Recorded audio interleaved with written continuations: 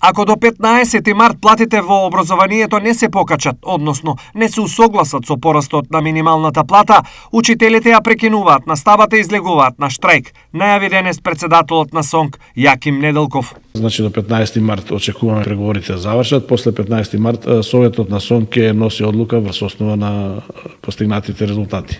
Очекувам да има притисоци кои што убеден сум дека освен бламажа на тие што ќе го прават, тоа не може ништо друго да се направи. Овој пат дефинитивно без разлика која партија е симпатизер или член, исто размислуваат сите практично во еден здив се борат за зголемување на социјалниот статус на нив. Според СОНК, ваквиот модел веќе се применува во културата и тој итно морало да се примени и во образованието. Ние години уназад го бараме за усогласување на минималната плата со колективни договори и тоа ако се направеше пред 3 години, навистина ќе немаше волкав во еден миг раст на плати, него веќе денеска ќе немавме проблем. Значи, пред 3 години, кога прв пат излеговме на протест да го побараме, бидејќи владата беше глува на нашите барања по пат на разговори и преговори. Пред 3 дена, министерот за образование и наука Јетон Шакири посочи дека е отворен за комуникација со СОНК за нивното барање за покачување на платите на наставниците. Од штрајкот никој немаме придобивка.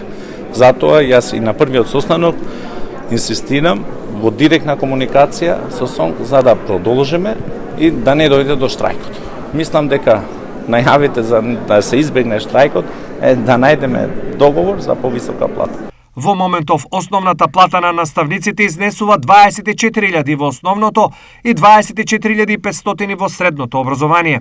Според пресметките на минималната плата со бројот што се множи со коефициентот за сложеност на работното место, излегува дека платата на наставниците треба да изнесува 45.054 денари, додека на професорите 45.594 денари. Во моментов во државата има 26.000 наставници во основното и средното образование и за 3 години нивниот број е зголемен за 3.300. Од друга страна, бројот на ученици изнесува 240.000, што е за 70.000 помалку од пред 3 години.